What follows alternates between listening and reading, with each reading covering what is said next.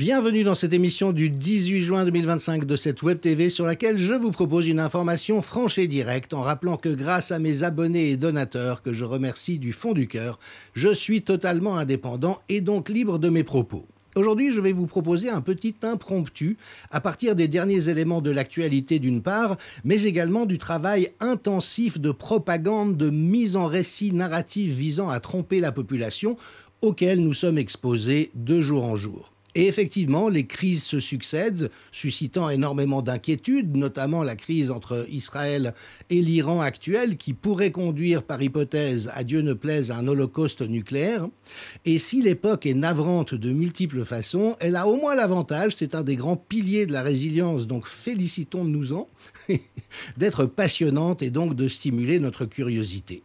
Cela dit, sur cette chaîne, je ne m'attache pas à orienter votre regard sur l'actualité, vous pouvez vous tourner vers les médias mainstream pour ce faire, ni même à insister sur des analyses particulièrement pertinentes comme celle, par exemple, de Thierry Messant ou du colonel McGregor ou de Jeffrey Sachs aux États-Unis. Tout cela est déjà accessible. Non, mon travail, c'est d'essayer de montrer des lignes de force de ce qui organise notre réalité au-delà de ce qui est habituellement présenté. Et d'une manière qui, accessoirement, nous libère de ce besoin forcené de prendre parti et de fonctionner par étiquette. Dans la décadence en cours de l'Occident, qui passe d'une part par l'irruption de valeurs de mort, comme récemment en Angleterre, la dépénalisation de l'avortement jusqu'au terme de la grossesse. Donc désormais, vous pouvez commettre un infanticide avec un fœtus de 8 mois et demi sans que cela pose problème, comme la généralisation de la mort assistée par laquelle charitablement on va proposer à des personnes qui coûtent trop cher et ne rapportent plus rien de passer de vie à trépas d'une manière tout à fait altruiste. Donc il y a ces valeurs de mort d'un côté, et puis il y a la banalisation du mal au moyen d'un recours forcené aux étiquettes. On m'a par exemple récemment interpellé sur le fait que je dénonce les crimes contre l'humanité commis à Gaza en disant « vous avez pris le parti des islamistes ». Ou lorsque je nomme certaines beautés du judaïsme ou même du projet sioniste, si on évacue le côté suprémaciste et raciste, de me faire traiter de suppôt d'Israël et du sionisme, avec toujours cette équivalence que si vous ne prenez pas position unilatéralement pour un camp, alors vous êtes forcément dans le camp opposé, et ça c'est le piège de mort auquel il faut refuser d'adhérer, dans lequel il faut refuser de se faire mettre. Alors, je prendrai comme point départ les vasticinations de Donald Trump qui vraiment donnent l'impression d'être devenu complètement cinglé. Enfin, pour ceux qui suivent le personnage, il a ses traits depuis un certain temps, puisqu'il change d'avis comme de chemise, qu'un jour il souffle le chaud, le lendemain le froid, mais avec un discours et des modalités de langage qui devraient quand même être identifiés comme problématiques par à peu près tout le monde. Il vient notamment de réclamer la capitulation intégrale de l'Iran, en menaçant la population entière de la région de Téhéran, en disant en substance « quittez Téhéran au plus vite ». Téhéran, c'est une agglomération qui fait 2 millions d'habitants de plus que l'agglomération new-yorkaise. Donc imaginez que demain, Poutine dise « Ah, vraiment, tous les habitants de Paris, quittez Paris au plus vite, sinon vous allez voir ce que vous allez voir ». Donc des propos proprement scandaleux qui menacent de crimes de guerre, voire de crimes contre l'humanité, une population et un État souverain, et puis, dans la classe politique, y compris au sein de la résistance, une espèce d'indulgence par rapport à ça. Alors, soit dans le fait de dire que non, protéger Israël qui a le droit de se défendre, c'est quand même la priorité, donc on peut sans autre tenir ce genre de propos, soit de gens qui imaginent que Trump, très habile stratège, qui est en train de mettre en échec l'État profond et le complot mondial, quoi que cela veuille dire, est en fait en train de jouer une partie de poker, et sacré Donald, on sait que, voilà, il fait comme ça des coups d'esbrouf, mais enfin, il ne faut pas le prendre au sérieux, donc s'il menace une population de plusieurs millions d'habitants, et on se souviendra au passage que les États-Unis sont quand même le seul pays à avoir fait usage de l'arme atomique contre une population civile alors que la capitulation du Japon était acquise. Je le répète, le seul pays à avoir atomisé une population civile sans défense alors que la capitulation du pays était acquise. Eh bien que si Donald Trump menace de nucléariser la population de Téhéran, sacré Donald, surtout ne le prenons pas au sérieux et allons boire une tisane parce qu'il ne faut pas surréagir à l'actualité. Et ce monde de folie qui s'est banalisé autour de nous, à l'inverse, il s'agit de le stabilo-bosser, ce que je m'emploie à faire ici, non pas pour dire que les provocations de Trump m'empêchent de dormir la nuit, je vous assure que ça n'est pas le cas et tant mieux, j'y perdrai la santé, mais juste pour souligner la gravité des choses. Et donc Trump, qui a bâti toute sa campagne électorale sur le fait que l'investissement guerrier des États-Unis au Moyen-Orient, ces fameuses 7 guerres qui avaient été planifiées conjointement avec l'État sioniste et qui devaient culminer avec l'attaque de l'Iran, était un piège, un scandale, une erreur dont il fallait revenir à tout prix, eh bien ce Trump qui, la bouche en cœur et la main sur le cœur également, jurait ses grands dieux que jamais il ne se laisserait entraîner dans ce genre d'aventure, ne cesse au contraire de donner des indications allant en sens inverse, ouvrant la porte bien sûr à nombre de conjectures. Est-il tenu par des scandales au sein de l'affaire Epstein? C'est loin d'être impossible. Est-il simplement soumis au lobby sioniste qui, aux États-Unis, a pris le pouvoir sur notamment le Congrès et le Sénat? C'est un calcul très simple, c'est le colonel Douglas MacGregor qui l'a rappelé. Il y a plus de représentants et de sénateurs acquis à Netanyahou qu'il n'y en a d'acquis à Trump. Donc, dans un principe de réalité, il pourrait se dire « je ne peux pas aller contre cette classe politique qui est censée être de mon côté, et donc je vais être obligé de composer avec ». Et je souligne au passage que le fait que Israël, aux mains de Netanyahou, tienne les États-Unis et la quasi-totalité des pays occidentaux, là encore, si on n'identifie pas que c'est un problème, eh bien il y a du souci à se faire. Et je vois cette classe politique et médiatique, notamment française, prendre unilatéralement fait et cause pour le gouvernement suprémaciste, raciste, messianique et désormais génocidaire, car oui, ce gouvernement a commis des crimes de guerre et des crimes contre l'humanité, il continue d'en commettre de jour en jour, en disant « non, mais ils sont de notre bord, ils nous protègent contre l'affreux islam. On sait que tous les musulmans ont le couteau entre la gorge et cherchent à démolir l'Occident. Donc il faut que nous soutenions Netanyahou et la seule démocratie au Moyen-Orient. » Oui, c'est aussi le seul État qui commet à répétition des crimes contre l'humanité, à tout prendre. Et donc il est stupéfiant de voir la manière dont ce paysage s'est configuré. Et même des analystes fort respectables, comme Yvan Rioufol, osent dire « Netanyahou protège Israël et protège l'Occident ».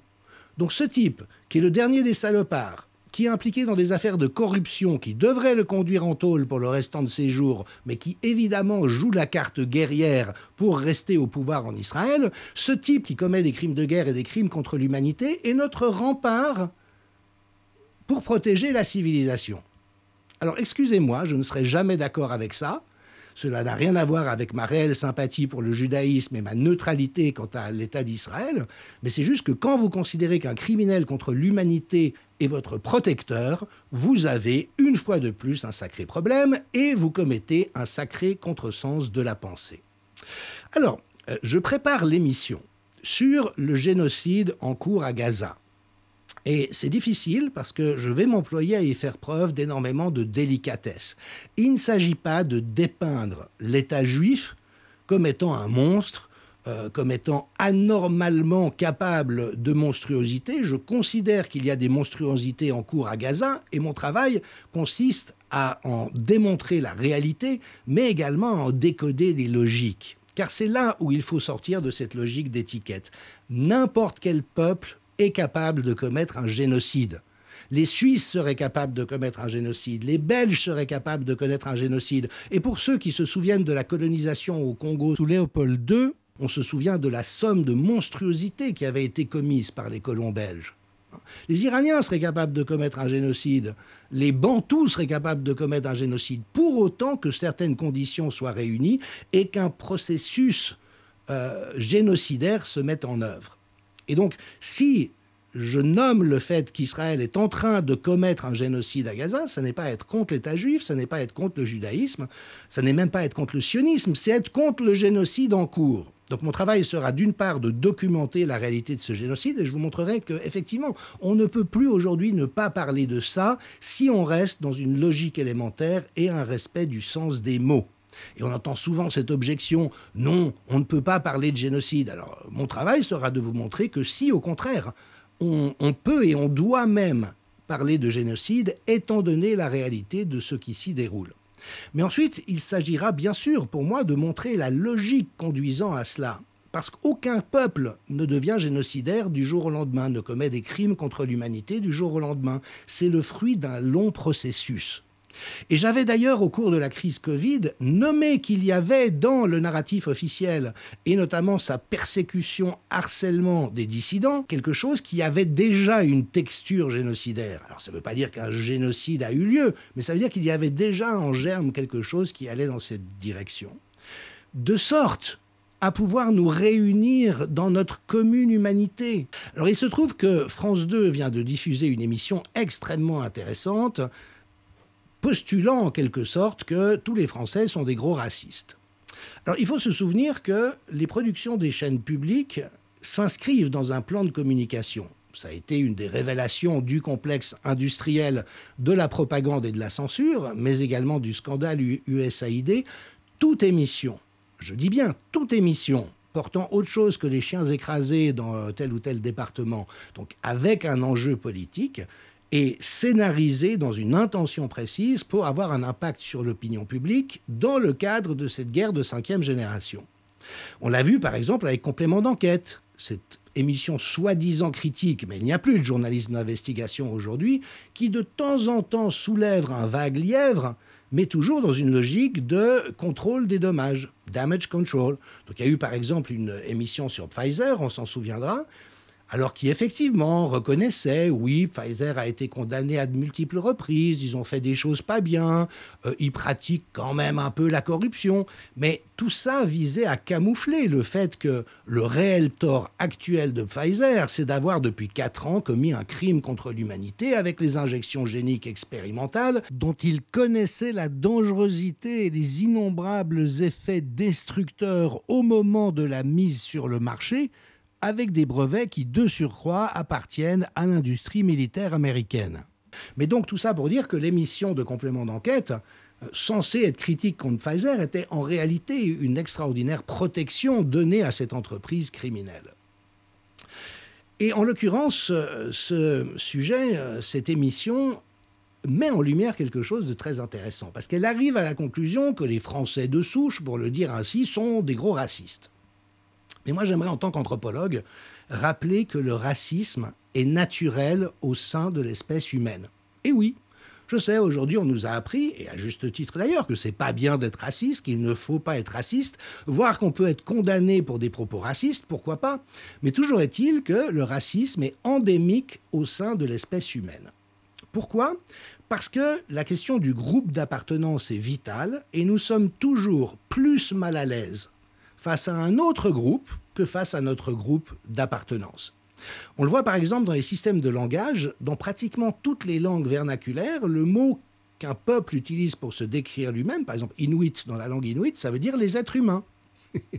Et puis les autres peuples avec lesquels on interagit ou qu'on voit à distance, ils sont forcément pas tout à fait aussi humains que nous. Et donc, c'est la définition du racisme. Les Grecs et les barbares, les Juifs et les gentils. On a comme ça des expressions qui se déclinent à l'infini et qui sont toujours de même ordre. Donc, cette pulsion-là est naturelle au cœur de l'espèce. Je vais creuser. On a de nombreuses études qui montrent, par exemple, que si vous participez à un événement social comme un cocktail ou un vernissage où on est naturellement en interaction avec d'autres êtres humains, si vous débarquez en ne connaissant personne dans la salle, votre amygdale, donc la partie du cerveau qui est la tour d'alarme, qui surveille un peu tout ce qui se passe pour identifier un danger potentiel, va être en hypervigilance. Il suffit que vous rencontriez une personne que vous connaissiez déjà pour que ce sentiment d'insécurité chute. Vous avez une alliance, vous avez une protection.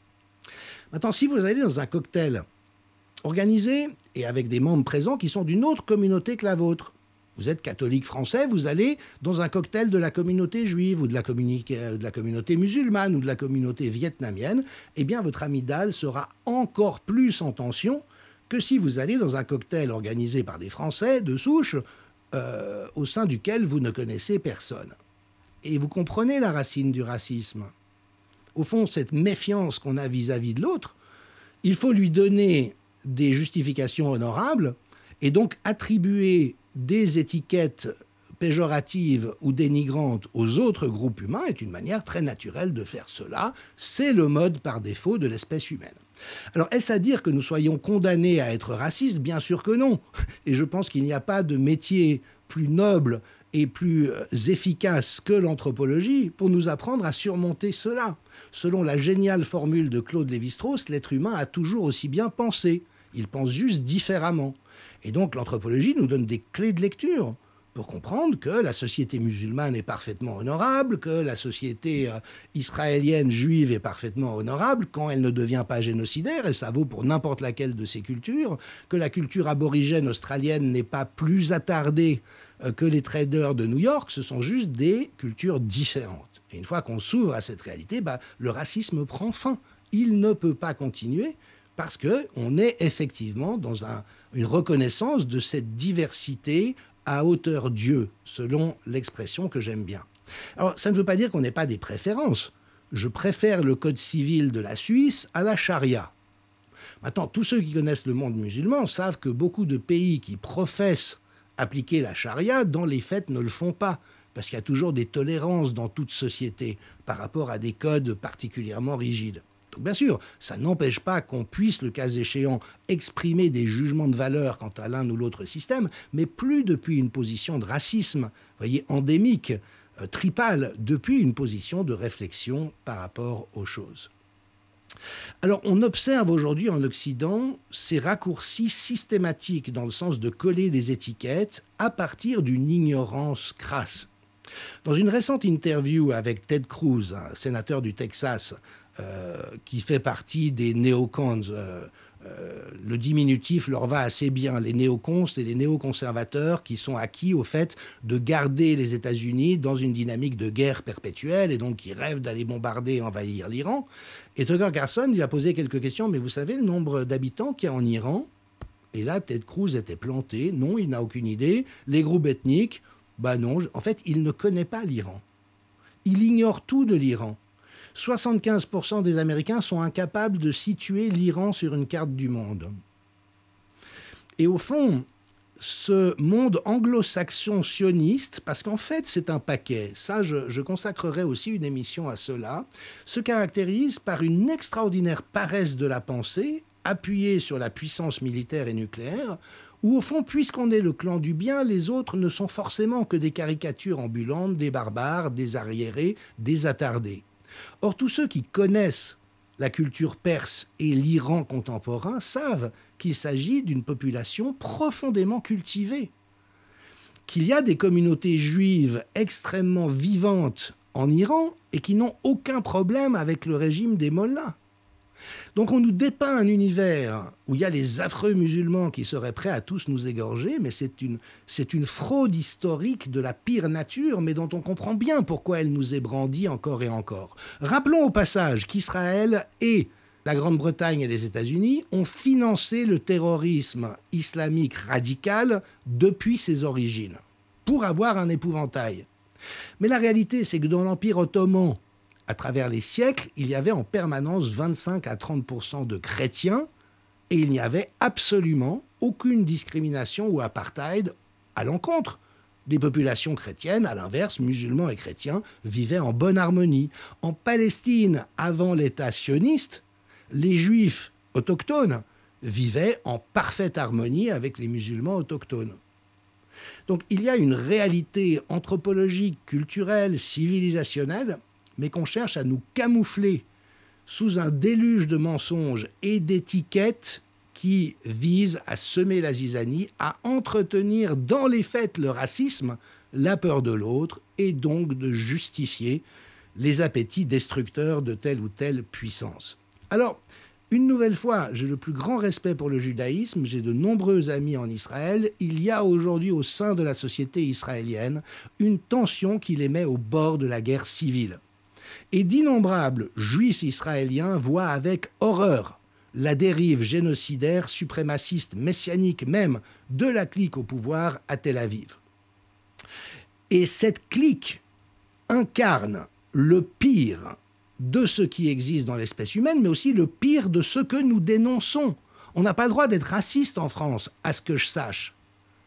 Mais quand des juifs suprémacistes au pouvoir en Israël disent tous les Palestiniens sont des sous-hommes, ce sont des animaux, il faut les éradiquer, il n'y en a pas un de bon, ce qui est vraiment le discours qui est tenu. Ou cette Israélienne qui a voyagé avec Rima Hassan au retour de Tel Aviv qui dit « j'ai vu des sales arabes dans l'avion ». Alors maintenant on retourne. Les juifs sont tous des sous-humains. Les juifs sont presque des animaux. Les juifs, il faut tous les éradiquer parce qu'il n'y a rien de bon dans cette race. J'étais dans l'avion avec 4 sales juifs. Mais c'est l'horreur, on est d'accord. Moi, ça m'horrifie d'entendre des mots pareils. Et bien sûr que je ne souscris pas une seconde à une monstruosité pareille.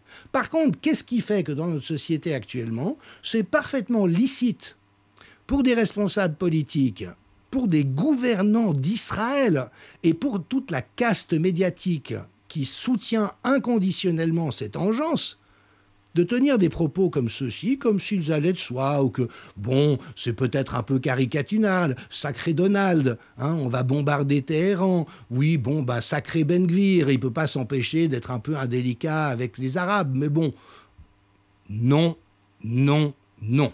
Et donc, dans cette émission que je prépare sur le génocide en cours à Gaza, je me focaliserai sur ces dynamiques humaines en montrant comment le peuple israélien, qui soutient massivement aujourd'hui la clique génocidaire, a été endoctriné pour adhérer à ce projet selon des mécanismes bien connus qui sont les mêmes, qui ont fait que le peuple allemand, qui était un grand peuple cultivé, éclairé, a pu souscrire à la Shoah, qui, bien sûr, est arrivée progressivement, étape par étape, en 1942 et 1943. Et je redis une fois de plus que le seul parti qui est le mien, c'est le parti de l'humanité.